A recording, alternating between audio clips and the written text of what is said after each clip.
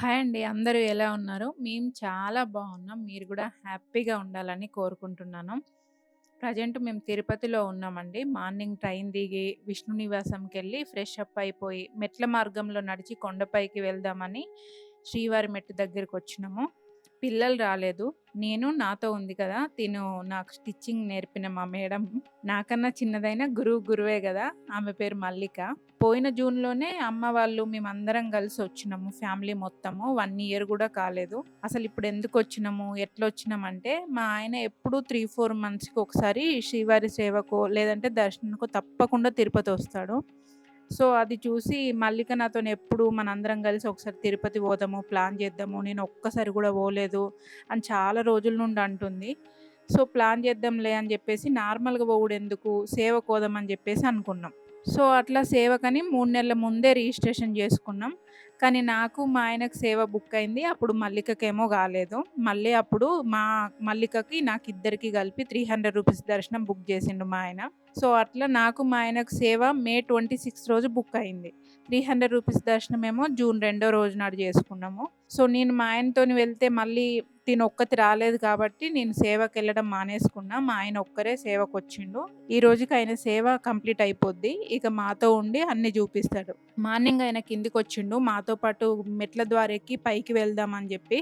కానీ room alert అవ్వడంతోని మళ్ళీ వెంటనే బస్ ఎక్కేసి కొండపైకి వెళ్ళిపోయిండు. ఇక మేమిద్దరమే నడుస్తున్నాం. ఈ మధ్య చాలా రోజులైంది వీడియోస్ చేసి. ఇక ఈ తిరుపతి ట్రిప్ నుండి కంటిన్యూగా మన ఛానెల్‌లో వీడియోస్ పెడతాను. మాకు మొత్తం వారం రోజులు ట్రిప్ ఉంది. చూద్దాం ఈ వారం రోజులల్లా ఎన్ని వీలైతే అన్ని టెంపుల్స్ కవర్ చేయాలనుకుంటున్నాం. ఎందుకంటే మల్లిక ఇదివరకు ఏం చూడలేదు. మేమైతే తిరుపతి చుట్టుపక్కల ఉన్న అన్నీ చూసినాము. తిన కోసము మళ్ళీ అన్నీ ఒక రౌండేసి చూస్తాం. మేము చూసుడే కాదు మీకు కూడా చూపిస్తా. ఇవి చూడండి భలే ఉన్నాయి. ఉడతల్లా ఉంటాయి. ఇవి మనకెక్కువగా కొండపైన శ్రీవారి మెట్ల దగ్గర అక్కడ కనిపిస్తుంటాయి. కానీ ఈ మెట్ల దారిలో గూడా ఉన్నాయి. బ్రౌను, బ్లాక్ కలిసి మంచి కలర్‌ఫుల్‌గా మంచిగుంటాయి. ఆల్రెడీ వీడియోలు తీయడానికి అసలు అవ్వట్లేదు. ఫుల్లుగా ఆయాసం వస్తుంది. నాకు బ్లడ్ 6 ఉంది. 2 ఫ్లోర్‌లు కంటిన్యూ‌గా ఎక్కితేనే దమ్మొస్తుందని చెప్తే డాక్టర్ 2 ఫ్లోర్‌లు కంటిన్యూ‌గా ఎక్కకు. ఒక ఫ్లోర్ ఎక్కి ఆగమన్నాడు మొన్న జోక్‌గా. కానీ ఇప్పుడు ఇగ దేవుడి మీద భారమేసేసి అలాగే ఉండిపోతుంది ఈ మొక్కని జెప్పేసి మెట్ల ద్వారాలు ఎళ్ళడానికి సిద్ధమైపోయినా. దేవుడే నడిపిస్తాడు ఇంకెట్లో గట్లా. మెట్లెక్కేటప్పుడు మాత్రం వీడియోలు చేస్తా, లేదంటే ఇక్కడికి ఆపేస్తా. అసలు అవ్వట్లేదు. చాలా దమ్మొచ్చినట్టు అవుతుంది. పైకెళ్ళిన తర్వాత మళ్ళీ కంటిన్యూ‌గా వీడియోస్ చేసేస్తా. మేము పైకొచ్చేసినామండి. దగ్గర దగ్గర మాకు 3 గంటలు పట్టింది. 11కి స్టార్ట్ చేస్తే 2-15 మినిట్స్ అట్లా పట్టింది టైము. పైకొచ్చేసినాము. ఇంక పైకొచ్చిన తర్వాత మాత్రం మన చాగంటి గారు చెప్పినట్టు కంటిన్యూయేషన్‌లో దర్శనం చేసుకోవాలని చెప్పేసి డిసైడ్ అయిపోయినాం. సో, అందుకని చెప్పేసి ముందుగా పుష్కరిణి స్నానానికొచ్చినాము. పుష్కరిణి స్నానము, వరాహ దర్శనము, తర్వాత స్వామివారి దర్శనం అన్నట్టు ప్లాన్ చేసుకున్నాము. మేము ఇదివరకు చాలా సార్లు కళ్యాణంకొచ్చినాము, నార్మల్‌గా దర్శనానికొచ్చినాం. రూ. 300 దర్శనానికి, సుప్రభాత సేవలకు ఎన్ని సార్లు వచ్చినాం గానీ పుష్కరిణిలో స్నానం మాత్రం జేయలేదు. మా ఆయన జేసిండు గానీ నేను, పిల్లలు ఎప్పుడు జేయలేదు. సో, ఇప్పుడన్నా కంటిన్యూయేషన్‌లో చేద్దామని ముందైతే పుష్కరిణి స్నానానికొచ్చినాం. పుష్కరిణిలో స్నానం జేస్తే అబ్బా! ఎంత బావుందంటే, ఎంత పాజిటివ్‌గా అనిపిస్తదంటే ఇక్కడ గూడా మన వాళ్ళు కొంచెం వాటర్ అనేసరికి అంగడంగడి అది ఇది జేస్తారు గానీ, ఇక్కడ మాత్రం వాటర్ నీట్‌గున్నాయి. పుష్కరిణి నీట్‌గుంది. మళ్ళీ మనం ఎంత ఇట్లా అసలు లైట్‌గా అనిపిస్తది మొత్తం స్నానం చేయంగానే మంచి పాజిటివ్ ఫీలింగొస్తది. తప్పకుండా పుష్కరిణిలో స్నానం చేసిన తర్వాతనే స్వామిని దర్శించుకోండి. ఎట్లా కాదన్నా ఇంకోసారి మేమొచ్చినప్పుడు మాత్రం ఒక రోజు ఎక్స్‌ట్రా ఉన్నా పర్లేదు గానీ, పిల్లల్ని గూడా కంపల్సరీ పుష్కరిణిలో స్నానం చేపిచ్చి మేమందరం స్నానం చేసిన తర్వాతనే దర్శనానికెళ్దామని డిసైడ్ అయిపోయినా. ఒక్కసారి ఇందులో స్నానం చేస్తే అంత మంచిగా అనిపిస్తది. సో, మీరు గూడా ఎవరొచ్చినా పుష్కరిణి స్నానం మాత్రం అస్సలు మిస్ అవ్వకండి. చాలా బావుంటుంది. మేమైతే కొంచెం సేపు అట్లా 3 మునకలేసి పైకి వెళ్దాం అనుకున్నాం గానీ, దగ్గర దగ్గర ఒక 15 మినిట్స్ పుష్కరిణిలోనే ఉండిపోయినాం. అంత మంచిగా అనిపిచ్చిందసలు. పుష్కరిణి స్నానం అయిపోయిన తర్వాత కంపల్సరీ ఇక్కడ ఈ అశ్వథ వృక్షం ఉంది గదా! దీని చుట్టూ ప్రదక్షిణలు చేసి దండం పెట్టుకోవాలి. ఈ వృక్షం గురించి చాలా మందికి తెలిసే ఉంటది. వెంకటేశ్వర స్వామి కుబేరుని దగ్గర అప్పు తీసుకున్నట్టు ఇట్లా పేపర్ రాసుకుంటారు గదా! అదే ప్రామిసరీ నోట్. దాని మీద సాక్షి సంతకం పెట్టిందంట ఈ వృక్షం. సో, తప్పకుండా దీని చుట్టూ ప్రదక్షిణలు చేసుకొని దండం పెట్టుకోవాలి. దీని కింద ఆంజనేయ స్వామి విగ్రహం ఉంటుంది. అట్లాగే నాగదేవతల విగ్రహాలుంటాయి. సో, ప్రదక్షిణలు చేసి దండం పెట్టుకోవాలి. నెక్స్ట్ ఇంకా వరాహస్వామి దర్శనము. క్యూ లైన్ కొంచెం తక్కువ కనిపించేసరికి ఇంకా ఫాస్ట్‌గా వరాహస్వామి దర్శనానికి గూడా వచ్చేసినాము. ఇది కంప్లీట్ అయిపోయిన తర్వాత ఇంకా మేము డైరెక్ట్ రూమ్‌కెళ్ళిపోవడమే. మాకు నైట్ ఉంది దర్శనము. నైట్ 9కి ఉంది.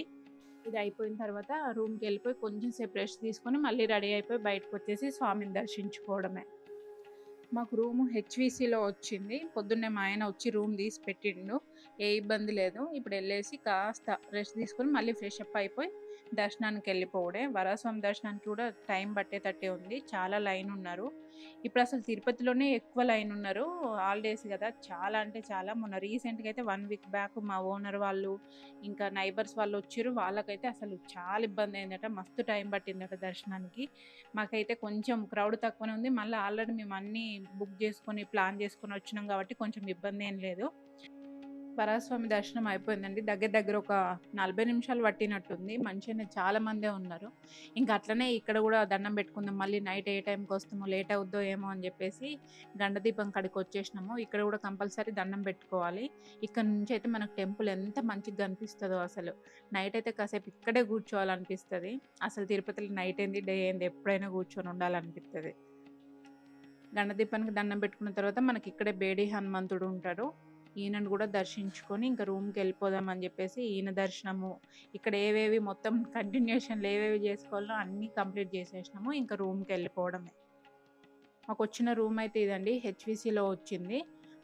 కానీ రూమ్ మాత్రం నీట్‌గా బానే ఉంది. బాత్రూమ్ అయితే మస్తు పెద్దగా చాలా బావుంది. మెయిన్ ఏందంటే రూ.